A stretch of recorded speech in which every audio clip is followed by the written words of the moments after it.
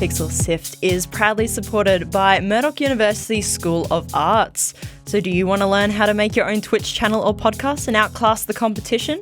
Well, with the skills that you learn in a creative degrees in games, sound, film, journalism, it'll put you in a class of your own.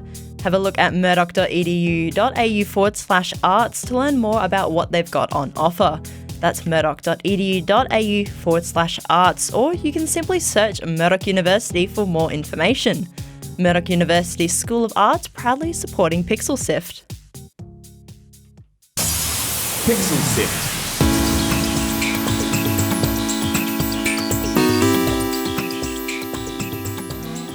Hello and welcome to Pixel Sift, the show dedicated to indie games from around Australia and the world.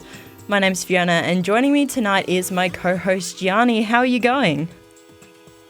Fantastic, Fiona. How are you? I'm wonderful, and I forgot to switch you on once again. Every I am week. fantastic. Yep. So tonight we have two special guests joining us, Simon Rance and Leon Zawada. They are both from, let's see if I can say this, I can't say Indefatigable. Indefatigable. Indefatigable. I've been able to say it all afternoon, and now I just can't do it anymore. And that's why we called it that. Yeah, to trip everyone up. Pretty much. And that's the studio behind A Medieval. So thanks for joining us tonight, guys. Glad to be here. Yeah, thank you for having us. So Gianni, what else will we be talking about? So first up, we're going to be talking about gaming subscription services. Both Google and Xbox and I guess EA are also making a big push to get people to pay a regular bit of money every month for games. We're going to see whether or not people think that's a good idea and whether that'll make a difference to the way that you play games. Fantastic. So let's get started.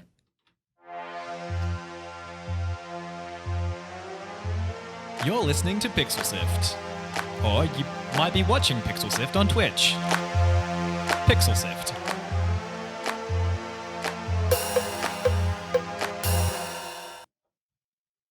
So recently, Google and Xbox have announced plans or even are expanding their plans to get people onto that subscription-based service. Now, Google have come out with a product called Stadia. It's going to launch in November and slightly different to the Xbox system, but it actually is a complete streaming system entirely. So if you think about these systems being the Netflix of games, this is about as close to the Netflix of games you can get because you just stream it on any device that has an internet connection. Now, Xbox has got the Game Pass. It's a subscription-based service that offers like a downloadable library of games, and they're kind of expanding that out to Windows. That was the big announcement at the E3 conference a couple of weeks ago. Now, Leon, Simon, I want to know, what do you think about subscribing to games versus buying games? Well, it's tough for us because we're indies. So if we were to, get a regular, like if a big company was like, oh, you can just, make a game and we'll give you a budget and, that's it. You don't have to worry about it. It might be cool.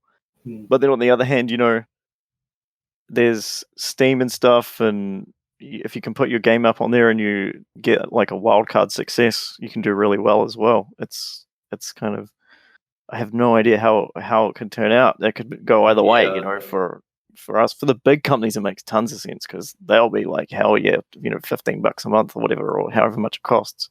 It's just regular income for them.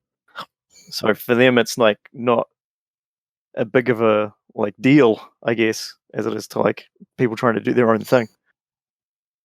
Yeah, like it kind of evens out. Like, if you have a hit and you're selling on Steam, you just get lots of sales and income.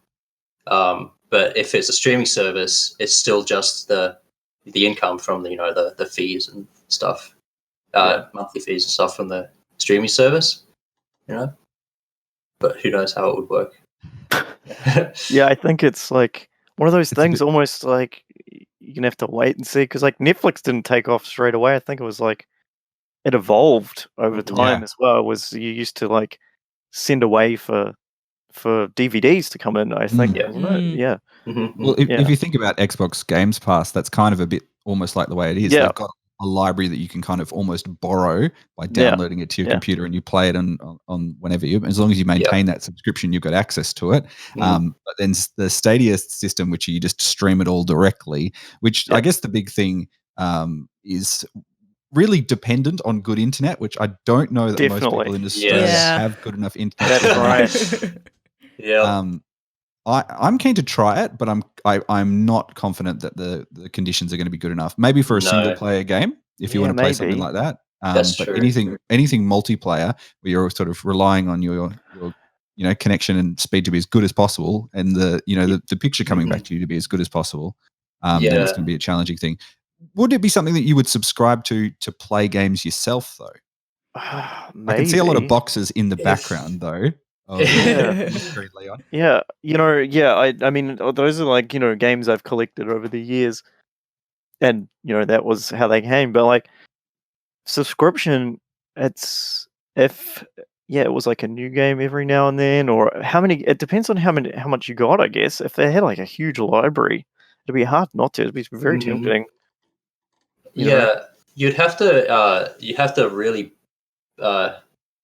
play games a lot to kind of justify, I think, if you know what I mean. I mean, because if you got it sitting there like and you're never using it, really you're just wasting money. Rather than like, so you like buy a game, you play it, or you play one game for a long time or something. That's a lot more cost effective. Yeah. But so I think it really depends on a lot of things, and the internet thing definitely is like the other thing I think that Stadia style of streaming is aimed at people that don't have very good computers, because the server at the other end or whatever is doing all the work for your graphics and all that kind of stuff, all the processing. Yeah. So I have a real amazing computer, so there's no real reason for me to stream anything. I mean, I can buy a game, download it, and it's done. I've got it forever or whatever. Yeah. It has to be like the price, I suppose, discounts. I think what's interesting is there's sort of been almost like a halfway model that's kind of existed in Japan on the Switch. So Assassin's Creed Odyssey actually came out as a streaming game on the Switch in Japan. Yeah. So you could have that sort of console quality game, or like even PC quality game on a handheld, and all it is basically just it's an internet browser effectively. So that's kind of a way that you can kind of have that sort of halfway point where maybe you've got something you can play locally, but then you also have the streaming ability. But again, that is reliant on good infrastructure and doesn't exist anywhere else. Like Japan and South Korea have amazing internet. Totally. I think honestly that this is like Netflix. This is just what's going to happen, though. I do think that this is. Eventually, like say 10 years down the line, hopefully, like people have better internet. Australia's better internet. But I think this is honestly the way it's going to go.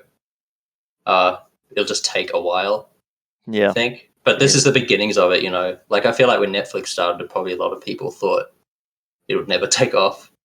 But look at it now. Yeah, it has to be a good service. That's the other thing. If they put it out and it's just doesn't run well, or there's issues that might get left behind. I don't know. Yeah.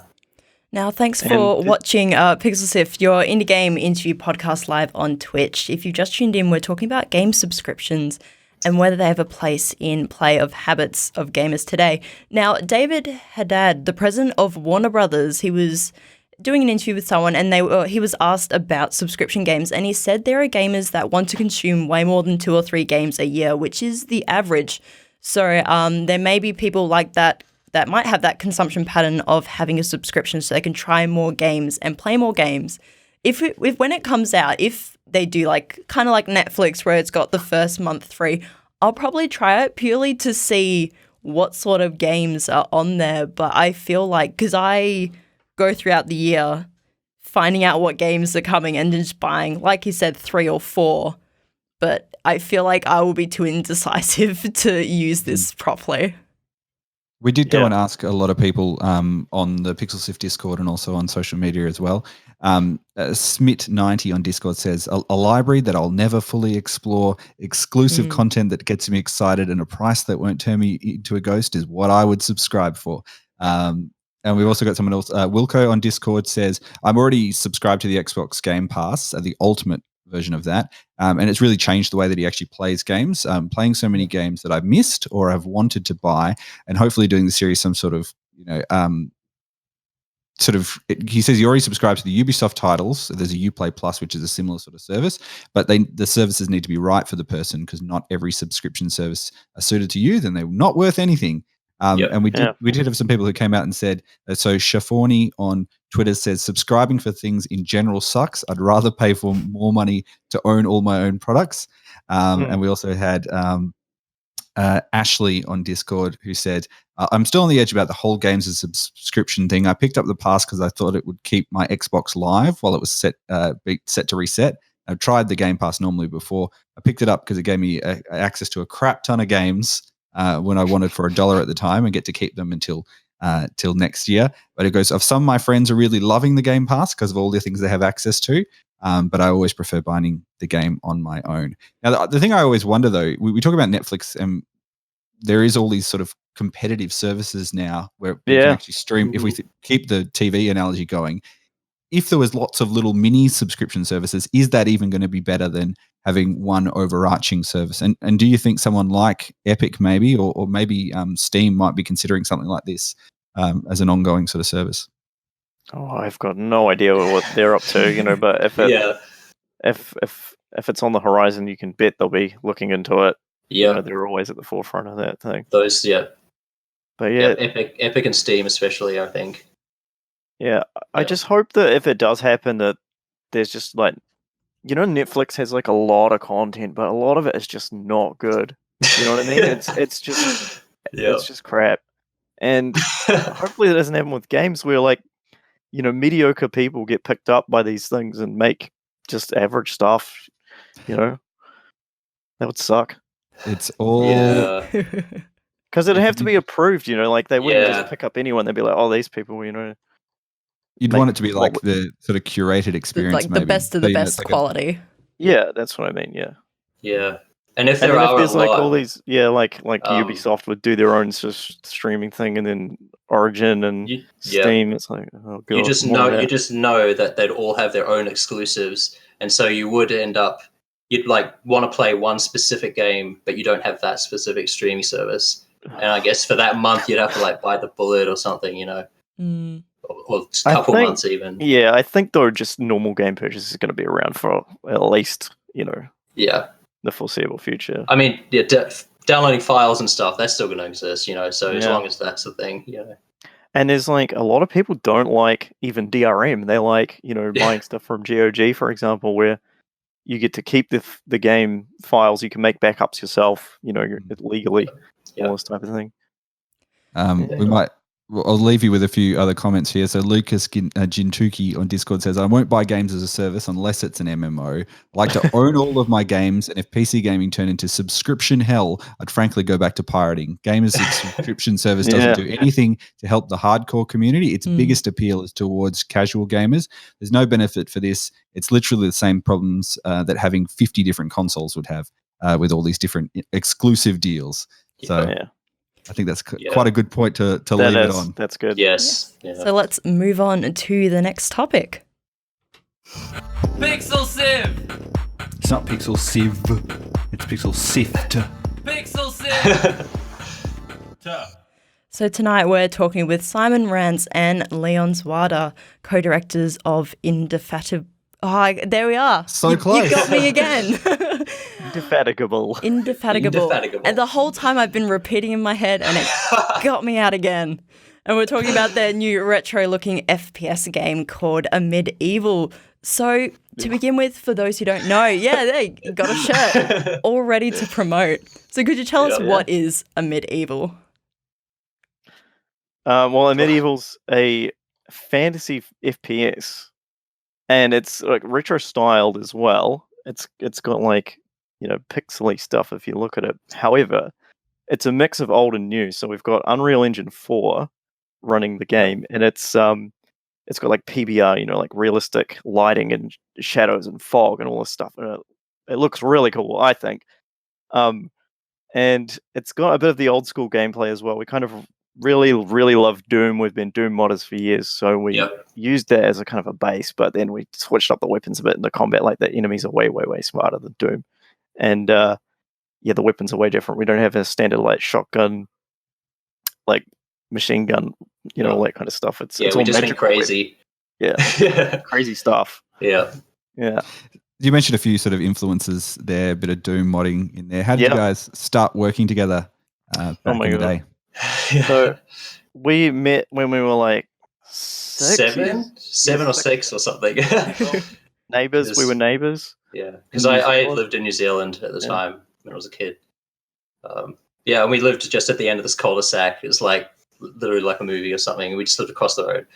And we're just like, hey, one of your friends? And the rest was history. And we once we saw Doom and learned that you can make like levels for it, that was it. That was like our whole life. Beginning of the end. It's their fault. Romero. So you've got quite a small team, and you're working across two different continents almost, or one continent, but two different parts of the world. How does that all work? Well, that's fine, because we used to work for Interceptor Entertainment, which was based in Denmark. So we were used to, working with like, we got up to like 30 or 40 people, I think. The game Bombshell. And we all worked really fine, Mm-hmm. We were one of the first, what did they call it? What did they call the studio? It was like a world studio or remote studio or something. They had a name for it. And it was like this. Yeah. It was most really of the people were remote, like everyone, basically. So it's even better actually than that, because we're not getting up at like 3 a.m. to have a meeting or something. We're basically 2 hours apart, so it's not even a big deal. We've got a question on the chat from Crabbo, who says, one of your mates, who inspired the color theory of a medieval? Is that a bit of a... That's a meme, because one of the first negative comments we got on the game was something about, somebody said the color theory in this game is terrible. But they said learn color theory. Yeah, learn color theory. That was it. Learn color theory. You don't know what you're doing. Or something. It was just this huge meme. It was great. So what? I guess just because it's really colorful, I suppose. I don't know. It's fine. Nah, it looks great. It was just a dumb comment. We've been playing a bit of a clip from the game, and I'm really enjoying all the colors in it, to be honest. Yeah. So what made you guys decide to make the game single player first-person shooter rather than a multiplayer? Well, multiplayer is like really difficult these days. If you don't get sort of popular quick and a large fan base, it's gonna die like instantly. It's very difficult. You need a lot of all of the back end stuff and support and stuff. Like the actual making of a multiplayer game is a little bit more difficult too, with all the replication. Like every computer has to sync up with what they're doing, and I really like single player games. Like most games I play are single player. I do play multiplayer as well. I play like Counter-Strike and Rainbow Six and Fortnite and stuff, but I still like single player games the most. You can fire them up anytime. You don't have to wait for a friend to be online or anything like that. You talked a little bit about in the beginning there how you've taken sort of the old and the new, and you've kind of merged them together. What sort of things have you kept from that sort of older 90s era? And that can be just a feeling, or what have you decided to get rid of and update for modern game players? Well, the combat is very 90s. It's very fast paced. The guns, there's only 7 weapons. They're not guns, they're bloody swords. There's only 7 of them, and the way it works is as you kill an enemy, they drop a soul, and then you pick up the souls, and as this little bar fills up, when it hits the full thing, you can activate soul mode, and all your weapons get powered up for a short amount of time. That was kind of inspired by a mod we made called Return of the Triad, where you get 100 of these pickups, and then you go into God mode. This is also inspired by Heretic, where your weapons would power up with the Tome of Power, which is a cool mechanic. It's kind of merging those together. So that's a bit of old and whatnot. The more modern thing is the level design is very like intuitive compared to old stuff. There's not a lot of you don't get lost. You don't get lost as much. That's and there's not like a switch hunt, so you go press a switch, you have no idea what it does, and go find a key, and then the door is somewhere else. Like we're not getting inundated with where do I go now? You would get if it was like authentic to the 90s. Yeah. I remember For a spending a lot lot. of time pressing the action button against walls just to see if I could find anything. But we don't Like even a have an lot- action button, you Yeah, know. we got rid of Yeah. we got rid of that. Everything just if there's a secret, you kind of just go run up to the wall, and it'll open up. It's like Quake, which was a good idea because it's a fast action game. You don't need Yes, to hit yeah. multiple keys. You just need Yeah. WASD and that's it. Space the jump. SQDJ on Twitch says I get huge Quake vibes, so I think you've captured that Yeah. really well.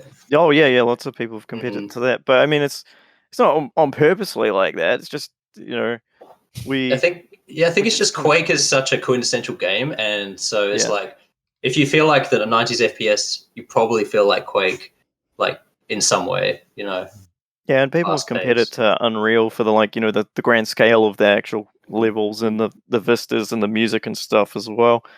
But it's just kind of, we never set out to do anything. We were just like, what would be cool? Yeah. That's literally a medieval in a literally. nutshell. That's we our didn't have whole any design philosophy. We didn't even have any game design documents like you're supposed to. We didn't do anything you're supposed to do in game dev. We were just like, let's just do whatever, and if it's cool, it's cool.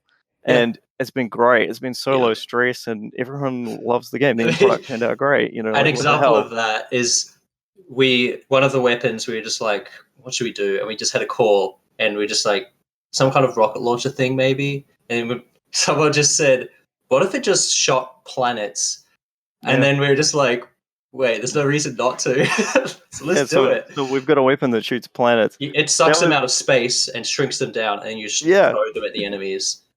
That was actually, I think that was my idea, because I was inspired by a game called Anachronox, where it's like a Final Fantasy type game. You've got a party and it's all turn-based, but one of your characters is actually a planet that shrinks down and is in your party, and so you've got this planet walking around, and all the NPCs are like, "Is that a planet?" It's sort of a funny thing, So, was there any ideas that you said, "Nah, this is just too far. We've pushed it." Or was it pretty much like, "Oh, let's think of a way that we can work it in"? No, it's just like we tried stuff. We tried lots of stuff, and if it sticks and it's funny and fun, just keep it. Yeah. Originally we had not scared to let things go either. We're just not there wasn't much, but if something was just not fun, we weren't clean to it, Things didn't really we didn't get rid of things. We just evolved them, really. What else did we? No, we did get rid of some stuff. We had a dragon that we got rid of and stuff because it wasn't cool. And it was janky. a couple of weapons early on, like this fire lightning type stuff, and it didn't work. And what else did we? We didn't cut a ton of stuff though. No, it wasn't much. Yeah, it couple really of levels. Quite a lot of levels actually. We cut because I like to just experiment and just make whatever. And we also smashed some levels together, some pieces. Yeah, that was quite cool. So thanks for watching Pixel Sift. If you're joining us on one of our live platforms, we're talking to co-directors Simon Rance and Leon Zawada from Indefatigable. Nailed it that time. You got it. Nice, you got it. About their new game, Amid Evil. So who do you think is the target audience for your game? Well, it's fans of those retro FPSs definitely will pick it up. But there have been other people that have said, "Oh, I just saw this and it looked cool, so I tried it and it's good," which is amazing. A few people have said they don't normally play FPS. Yeah, I've got some friends that are 16 years old, and I sent it to them, and they were like, "Whoa, this is awesome!" I didn't know that this was a thing, and they thought it was awesome, so that was cool. And they finished the game and stuff. I was like, "What the hell?" Yeah. I wasn't expect that because most people have really short attention spans. Play 2 episodes and then. Yeah, exactly. But they stuck through it. He's like, "What the hell? This is good." I was like, "Yeah." So. Yeah, and it's doing very well on Steam. Well, that was at going to the be my moment, next question. That's such a surprise. It's pleasant still surprise. on the trending. Right now, I checked it sort of 10 minutes ago. Still on trending and whatnot. And Dave reckoned it did as well as Dusk on release, or better than Dusk on release, which was just mind blowing because Dusk is huge. Dusk is the golden boy. Yeah. For the for this kind of style of game, this retro throwback sort of thing that's going on. Is there still a bit of a question mark about the market for these sort of games? Definitely. Chuck it out there and see what happens? Yeah. The Doom community, for example, is gigantic. And it's the sleeper that no one really knows about. Yeah. And that has got to be a section of the people that buy it.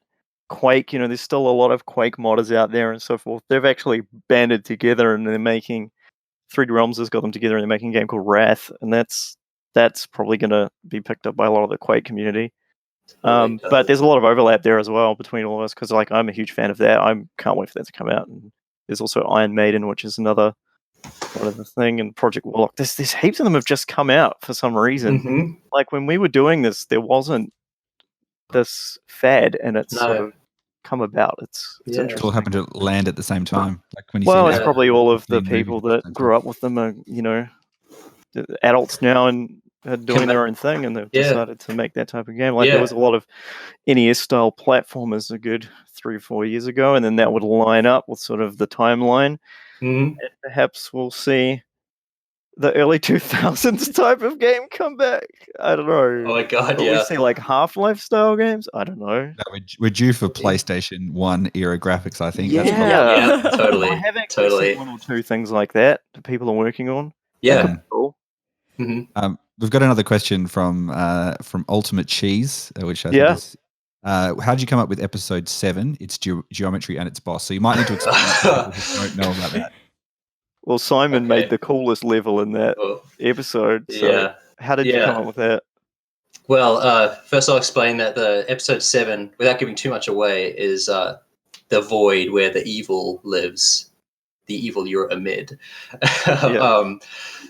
And so it's like what it sounds like. It's just a void with lots of floating geometry and stuff, and it's mind bending and but really coming up with it was like the rest of the game. I opened the editor and I knew we wanted, foggy voids, crazy stuff. So I just started throwing meshes from all the other episodes together in weird ways, and that's basically it. And I just like build the levels out. Like it was always. We didn't like plan any levels. We just would get in there and build them as if we're playing them. Sort of build a room and then be like, what would be cool to do next? Build the next one. Yeah. So I just would be like, how cool would it be if instead of the floor being flat, it's on a 45-degree angle and it's really disorienting people to walk around on it. And then I thought of this cool thing where platforms fly in at like real high speeds in front of you as you walk. And that I was just like, okay, this is pretty sweet. So that became like a whole like theme of the episode. You can see a little bit of that in the trailer actually as they come in. Yeah. But no, it was just using the fact it was a void made it, I think, easier because they could just go crazy with like, platforms going off in the distance, blowing up everything like 10 times the size they're meant to be, and just putting it way in the distance so you just see things floating out there. It's like mega abstract. Yeah. When you think about that, and you think about it in the context of the era of games that you're kind of trying to evoke the feeling of, are those things that just would be basically impossible to do back in the day? That's the kind of thing that you kind of wish you could have done when you were in the 90s. Because like we said, we grew up making Doom and mods and stuff. And when I was doing that, I was always like, oh, wouldn't it be cool if I could have a room on top of another room? Because that was impossible at the time. Which is crazy to think about. One level, That's actually a good way to describe it, though, is this is the game that people in the 90s would want to make. If they could have all the technology we have now, like, this is kind of like what they would make. They'd, like, just take everything, dial it to 11, I guess. Like, they're not limited by technology and draw distance and all that stuff. Yeah. Like you both said, you kind of got your start by modding. Are you expecting your game to be modded by people? How would you react to that? We would love that, but it's just, the Unreal stuff has become more and more locked down as it's gone along, possibly because of Fortnite. I'm not too sure. But I would love it if they would make it so it was more moddable. And especially if even Fortnite was moddable would be great because it would open up like way more people to Unreal Engine modding. Not that it's hard, but it would just be because like it'd get more younger people interested in it probably too. So at the moment we can't do mods because there's a lot of proprietary stuff that we have, and we have a couple of bought things, like we bought some animations and stuff, so we can't like put that out for people to mess with because it's belongs to. It's a bit of a shame, isn't it? It is. Sucks. Yeah, I love modding. I could probably like deep dive into my brain for a couple of weeks and try and figure out a way of doing it, but it's gonna be it's not gonna be feasible. I'm pretty sure. Now, So, yeah. what's next on the horizons for? Now I've lost it. I was going to say it and I've lost the name. Indefatigable. Indefatigable. What's next on the horizons? Nice. A name change, maybe? No. No. I think I just So need to better on point English. to Indefatigable. Indefatigable was the name of this ship from the books Hornblower, and they made a TV series as well. Oh, And they Horatio always called it the Hornblower. Indie. Yep, you got it. Yeah. They called it the Indie. So we just call it Indie. It's a little in joke, indie games. Yeah. Yeah, So, yeah. yeah. And it's just a cool word. It is a I cool just name. love it. It's a forgotten word which means unable to be fatigued. So it's like indefatigable. Sort of you could pronounce it as well. Might be a bit easier. But what's on the horizon? We've got the Switch version of a Medieval to do, and it would be really cool to do Xbox and PlayStation as well if we can. So we're going to be looking into that and Linux and Mac and all that kind of stuff.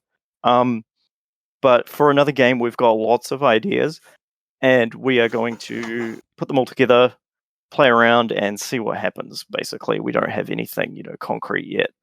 But You haven't put up the game design docs or anything together yet? Well, this is the thing. Like, it works so well with a Medieval not to have any game design docs. So we may do that again. I don't know. Like we may plan some things, but I think we'll just get in there and start making. See what comes out. Yeah, and then it all comes together once you start making stuff. Yeah. Well, that is all about that we have time for on today's show. Leon, if people want to find out more about a Medieval, where's the place for them to go? They can go at medieval.com, or they can go on, Steam, search a Medieval. It's on GOG. Yeah, the main places. Switch soon. Switch soon. Yep. And if you're interested in getting the game on Steam, you should head over pretty soon because there's 20% off, which is pretty cool. Mm-hmm. Yep. And there's the Dusk and a Medieval bundle as well. If you've got Dusk, you get a Medieval slightly cheaper than you would. So. Well, thank you for joining us on another episode of Pixel Sift, and thank you very much for joining us tonight, Leon and Simon, for telling us more about a Medieval. Cheers. Yeah, thank you. So this episode has been hosted by myself and Gianni. Thanks again for joining me tonight, Gianni. No worries at all. You've got a lot of love on the chat. I can see here people are very excited for it. So love you guys. So Pixel Sift is produced by Scott Quigg, Sarah Ireland, myself, Mitch Loh, and Gianni Di Giovanni is our executive producer. And we would have been able to make 124 episodes of Pixel Sift if we didn't have the support of Murdoch University. So you can go and check them out and tell them that we sent you. And if you're keen to learn more about a great creative degree, you can go to murdoch.edu.au/arts. Now, as always, we'll be sticking links to the topics we talked about in the show notes on our website, which is www.pixelsift.com.au.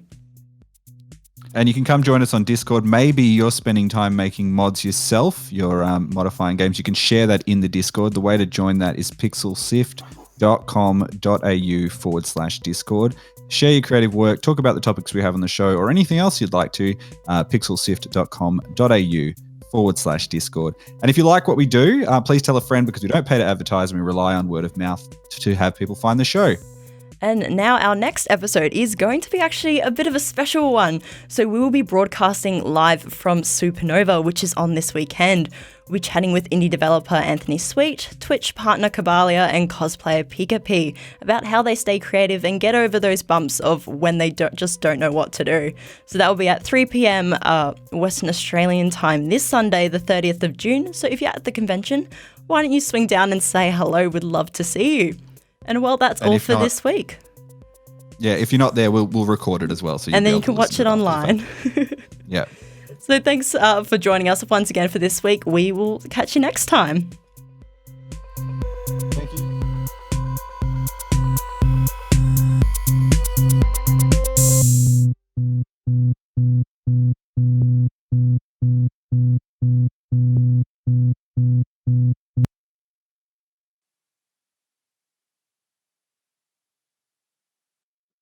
Thank you so much.